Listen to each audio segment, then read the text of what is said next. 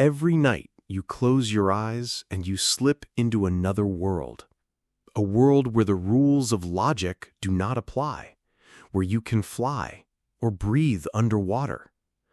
A world where you are chased by nameless monsters or find yourself naked in a crowded room. You wake up, perhaps with a lingering feeling of unease or confusion, and you dismiss it. It was just a weird dream. But what if it wasn't? What if these bizarre, nonsensical narratives are not random neural firings? What if they are carefully crafted messages sent from the wisest, deepest part of yourself? Carl Jung called dreams the royal road to the unconscious. He believed that when we sleep, our ego, our conscious mind, our persona also sleeps. And in that quiet space, the parts of ourselves we have suppressed, denied, and exiled, our shadow, finally have a chance to speak. They do not speak in the clear, direct language of our waking life. They speak in their native tongue, the language of symbols, of metaphors, of feelings. Your dreams are not trying to confuse you. They are trying to compensate. They are trying to show you the truths you refuse to see when you are awake. The anger you've suppressed, the power you've disowned, the grief you haven't felt, the potential you are afraid to claim. Your shadow is alive and well in your dreams, and it is desperately trying to get your attention. So today, we are going to learn the basics of this secret language. We are not going to use a generic dream dictionary. We are going to learn how to have a conversation with your own unique symbols. This is where shadow work becomes an adventure, a journey into your own personal mythology, guided by the stories your soul tells you every single night. Before we dive into specific dream symbols, we must first establish a new relationship with our dreams. Our modern, rational culture has taught us to dismiss them. We see them as meaningless brain static, as the byproduct of undigested pizza, or as simple wish fulfillment. To work with dreams in a Jungian way, we must first suspend this disbelief. We must adopt a new attitude, one of curiosity, respect, and the humble assumption that the dream is wiser than our conscious ego. Jung himself said, "The dream is a little hidden door in the innermost and most secret recesses of the soul." Our job is to learn how to find the key. The first principle to understand is what Jung called compensation. The psyche, like the body, always seeks balance or homeostasis.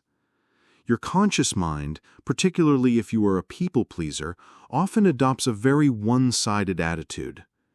You might consciously believe, "I am a calm, patient, and kind person." This is your conscious identity, your persona. But what about the parts of you that are not calm, patient, and kind? Your anger, your impatience, your selfishness? They don't disappear. They are relegated to the shadow. And at night, your dreams will rise up to compensate for this one-sidedness. Your psyche will send you a dream precisely to show you the parts you are ignoring. If you were too nice and passive in your waking life, your dream might show you as a raging warrior, screaming at an enemy.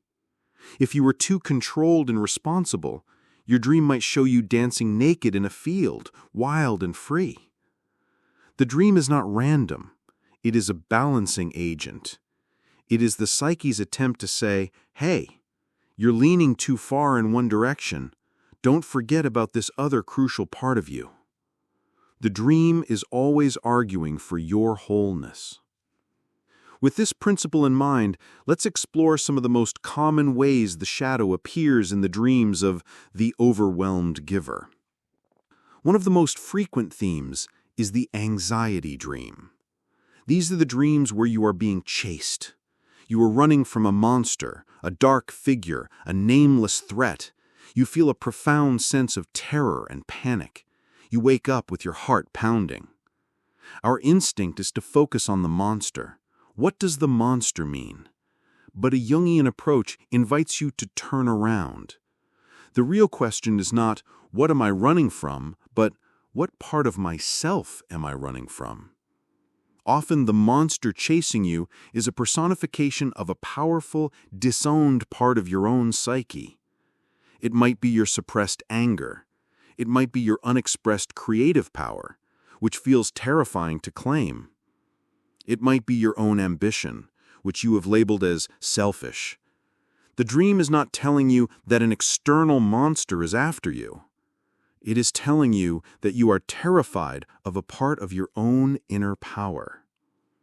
The more you run from it in waking life, the more it will chase you in your dreams, begging to be seen and integrated.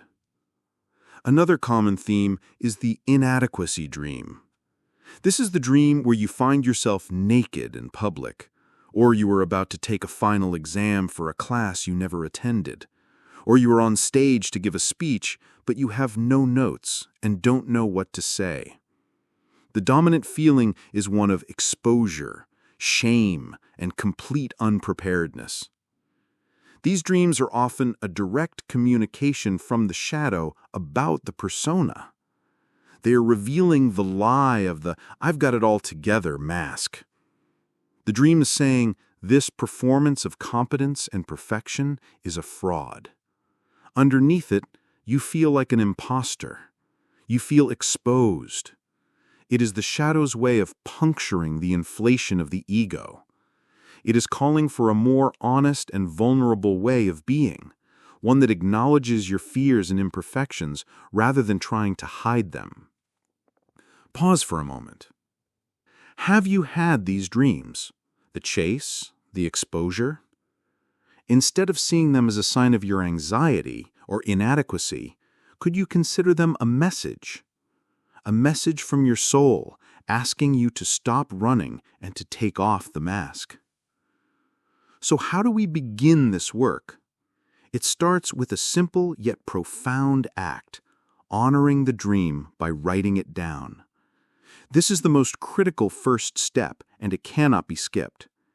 The act of recording a dream signals to your unconscious psyche, I am listening. Your messages are important to me. And a funny thing happens when you start doing this. You start remembering more dreams.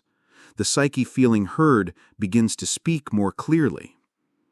Your dream journal is a different practice from your regular shadow journal. It requires a slightly different approach. Here is the practice.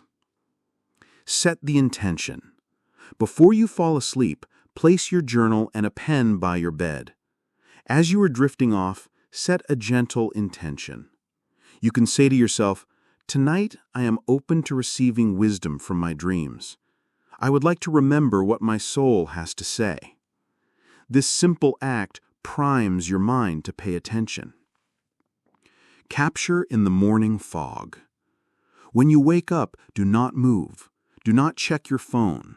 Do not start thinking about your to-do list. The memory of a dream is like a delicate moth.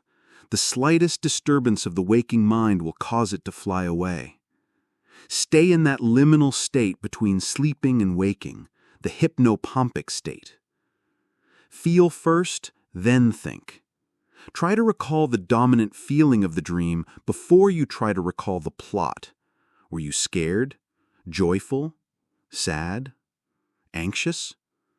The emotional tone is the soil in which the dream grew. Write that feeling down first. Write in the present tense. As you begin to write down the dream narrative, write it as if it is happening now. Not, I was walking down a hall, but I am walking down a hall. This practice helps you re-enter the dream space and recall more vivid details. Capture everything, censor nothing. Write down everything you can remember, no matter how bizarre, nonsensical, or embarrassing it seems. The weirdest details are often the most important clues. The color of a door, a strange object on a table, a throwaway line of dialogue.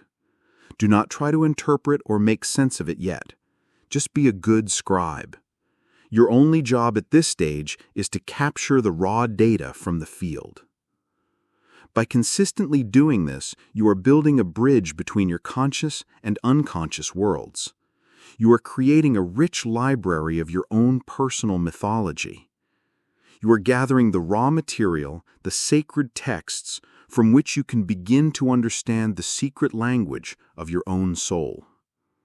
This practice alone, even without any interpretation, is deeply healing. It is an act of profound self-respect. You are telling the deepest part of yourself that it matters, and it will begin to respond. You have honored your dream by writing it down. You have captured the raw data from your unconscious. Now, the great work of interpretation begins. But we must approach this with care. The biggest mistake a beginner can make is to run to a generic dream dictionary, to look up snake or water and accept a prepackaged meaning. A dream symbol is not a universal constant like the number pi. Its meaning is deeply personal, shaped by your unique life experiences, your culture, and your own personal associations. A snake, to one person, might represent healing and transformation, like the rod of Asclepius in medicine. To another, who has a phobia, it might represent a terrifying primal threat. The dream is your dream. The symbols are your symbols. Therefore, you are the ultimate authority on their meaning. The goal is not to find the one correct interpretation. The goal is to open a dialogue with the dream, to amplify its images and feelings, to walk around the symbols and see what they evoke in you. This is a creative, intuitive process. It is more like appreciating a piece of art than solving a math problem. Here is a simple 4-step framework you can use in your journal to begin this dialogue. Step 1. Describe the dream, the facts. This is what you've already done. You have the narrative written down in the present tense. Read it over, underline the key images, characters, feelings, and actions. Who is there? Where did it take place? What was the central action? What was the most vivid image? Just get the basic components of the dream clearly in your mind. Let's use an example.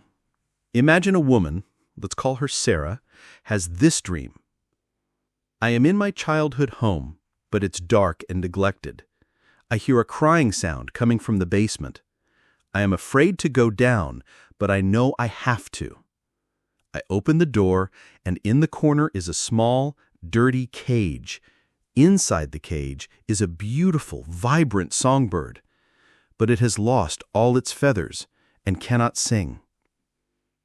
Step 2. Make associations, the personal context.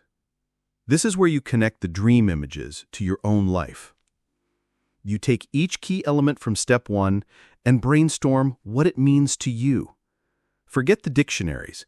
Just free associate. Sarah would take the key elements and ask, childhood home. What does my childhood home represent to me? Safety? Unhappiness? A time before I had so many responsibilities. Basement. What do I associate with basements? The unconscious. Things that are hidden. Scary things. Forgotten things. A cage. What does a cage mean to me? Feeling trapped. Restriction. Lack of freedom. A prison. A songbird. What do songbirds make me think of? Beauty. Freedom. Singing. Expressing my voice. Joy. Lost feathers and cannot sing. What does this evoke? Vulnerability. The inability to fly. The loss of beauty. A voice that has been silenced. This step is crucial. It grounds the universal symbols of the dream in the specific soil of your own personal experience. Step 3. Connect to waking life, the bridge. Now you build a bridge between the dream world and your waking reality. You ask the most important question. Where in my life right now am I feeling this way? Where is this dynamic playing out? This links the symbolic narrative of the dream to your current emotional reality. Sarah looks at her associations, feeling trapped, a beautiful voice that has been silenced, a childhood home. She makes the connection. This is about my creativity. As a child, I loved to paint and write poetry. That was my song. But I was told it was impractical, that I needed a real job. I put my songbird in a cage in the basement of my psyche when I decided to become an accountant to please my parents. Now I feel trapped and unable to express that joyful part of myself. The dream is showing me that my creative self is still alive, but it is suffering in the dark because I have neglected it. The dream is not just a weird story. It is a precise symbolic diagnosis of her current spiritual and emotional state. It is showing her what she is hiding from herself, the grief for her own lost creativity. Step 4. Take ritual action, the integration. A dream interpretation is useless if it remains an intellectual exercise. The final step is to honor the dream's message with a small, conscious action in your waking life. This signals to the unconscious that you have received the message and are taking it seriously. The action does not have to be a grand, life-altering gesture. It should be small, symbolic, and meaningful to you. After her realization, what could Sarah do? She doesn't have to quit her job as an accountant, but she could take a small ritual action to honor her caged songbird. Perhaps she goes to an art supply store and buys a small set of watercolors and a new sketchbook. Perhaps she signs up for a local poetry workshop. Perhaps she simply takes out her old childhood drawings, looks at them with compassion, and says to that part of herself, "I see you. I haven't forgotten you. I'm going to make a space for you again." This ritual act completes the circuit. It takes the insight from the unconscious, brings it into conscious awareness through interpretation, and then grounds it back into the physical world through action. This is the full cycle of dream work. It is a profound conversation. Your unconscious sends you a message in the form of a dream. You honor it by writing it down. You engage with it through associations. You understand it by connecting it to your life, and you respond to it with a ritual action. This is how you begin to build a relationship with the deepest, wisest part of you. You are no longer just a resident of the house. You are becoming the caretaker of the entire estate, including the dark, mysterious, and treasure-filled basement. You are learning to listen to the language of your soul. The 4-step framework, describe, associate, connect, and act, is your foundational tool for any dream you have. But as you continue this work, you will begin to notice recurring themes and symbols. The unconscious often repeats its most important messages until they are heard.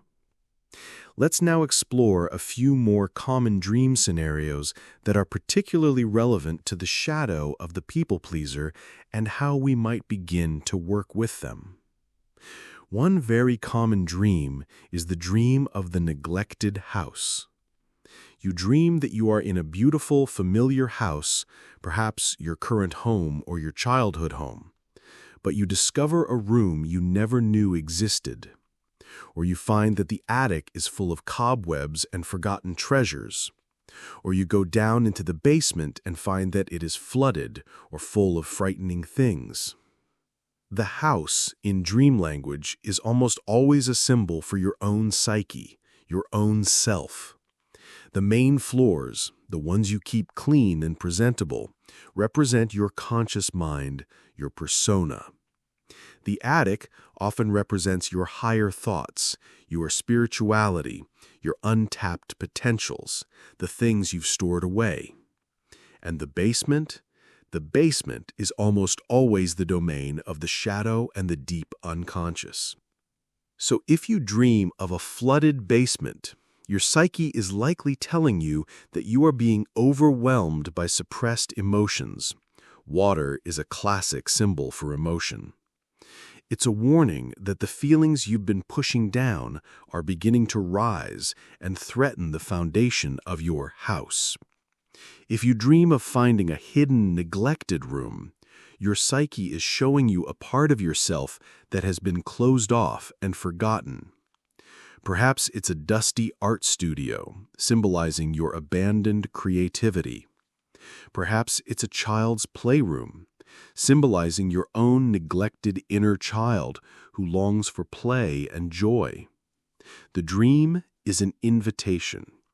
It's asking you to open that door, to clean out that room, to bring that neglected part of yourself back into the main living space of your life. The practice here is to ask, what room in the house of my psyche have I been ignoring? What would it take to open that door and let some light in? Another powerful theme is the dream of losing control of your car. You are driving, but the brakes don't work, or the steering wheel comes off in your hands, or you are in the back seat and someone else or no one at all is driving. The car, in a dream, often symbolizes your ego, your sense of direction and control in your own life. It's how you navigate the world. This dream is a very direct message from the unconscious. It is saying, you are not in control of your own life. You are heading in a direction you did not consciously choose. Your life is being driven by unconscious forces, by old programs and archetypes. For the people pleaser, this is a profound truth. Your life is often driven not by your own desires, but by the fawn response, by the good girl archetype, by the desperate need for external approval. You are a passenger in your own life. Let's look at David, the corporate lawyer who dreamed of being a history teacher. He might have a recurring dream where he is driving a sleek, expensive car, his successful career, but he is desperately trying to get off the highway and onto a quiet country road, but the car will not respond. The dream is a perfect metaphor for his waking life predicament. His ego is taking him down a path that his soul does not want to travel. The dream is a cry for a course correction. The question this dream invites is, who or what is really driving my life right now? What is the off-ramp my soul is longing to take? Finally, let's talk about a dream that feels very positive on the surface, but can have a shadow side. The dream of flying. You are soaring through the air, free, exhilarated. It's a wonderful feeling. Often, this can be a dream of spiritual upliftment or creative freedom. But for someone who feels chronically trapped and powerless in their waking life, the flying dream can also be a form of compensation and escape. It's the psyche giving you a taste of the freedom you are denying yourself during the day. It's a beautiful experience, but it can also be a poignant message. The dream is saying, this feeling of freedom, of untethered joy, is a part of you. Why do you only allow yourself to feel it when you are asleep? It highlights the stark contrast between the freedom of your inner world and the confinement of your outer life. The work here is not to devalue the beautiful feeling of the dream. It is to ask, how can I bring just 1% of this feeling of flight, of freedom, into my waking life today? Maybe it's not soaring through the clouds. Maybe it's just 5 minutes of dancing in your living room. Maybe it's taking a different route home from work. Maybe it's saying one small, honest thing you were afraid to say. You are looking for ways to bridge the gap between your dream self and your waking self. You are looking for ways to live your freedom, not just dream about it. Working with your dreams is a lifelong practice. It is a relationship you are building with the deepest, wisest part of your being. Some dreams will be clear and direct. Others will remain mysterious for years, their meaning only revealing itself when you are ready to hear it. The key is not to have all the answers. The key is to keep listening, to keep honoring the stories, the images, and the feelings that rise up from the dark. Because in doing so, you are honoring the totality of who you are. You are on the royal road to knowing yourself, and that is the most sacred journey of all. We began this journey by questioning a simple assumption, the idea that our dreams are meaningless. We have since traveled into the rich, symbolic landscape of the unconscious. We learned that dreams are not random noise, but a compensatory force, always working to bring our one-sided conscious attitudes back into balance. They are always arguing for our wholeness. We explored common dream themes of the people-pleaser, the anxiety of being chased, the shame of being exposed, the mystery of the neglected house, and the longing in the dream of flight. And most importantly, we learned a simple 4-step framework: describe, associate, connect, and act, to begin a conscious dialogue with these nightly messages from our soul. To engage with your dreams in this way is a radical act of self-trust.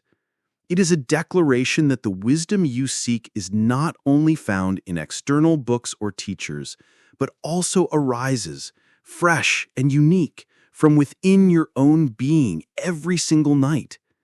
You are your own oracle. Your psyche is your own greatest guide. The answers are already inside you, speaking to you in a language of symbols, waiting to be heard. This does not mean the journey is easy or that every dream will yield a clear, life-altering insight. Dream work is a practice of patience. It is like learning a new language. At first, you will only pick up a few words. You will misunderstand things. You will feel confused. This is normal. The goal is not to become a perfect dream interpreter. The goal is to remain in the conversation, to continue honoring the dream by writing it down, to continue engaging it with your curiosity. Over time, you will begin to recognize the unique symbolic vocabulary of your own psyche. You will start to understand what a house, a car, or an animal means to you. You are building a relationship with the deepest, most mysterious part of yourself. And like any profound relationship, it is built on consistency, trust, and a willingness to listen.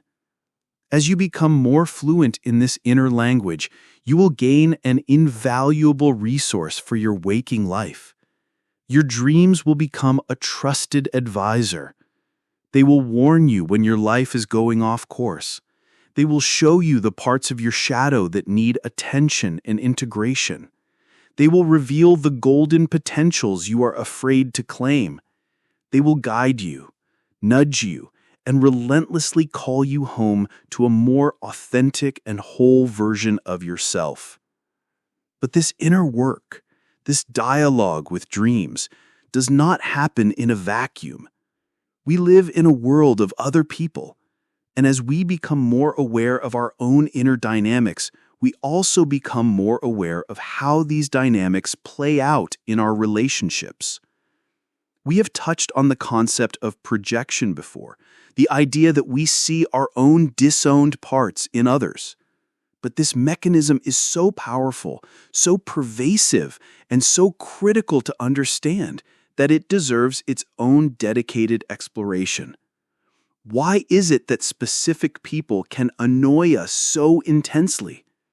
What is really happening when we find ourselves judging or idealizing someone else?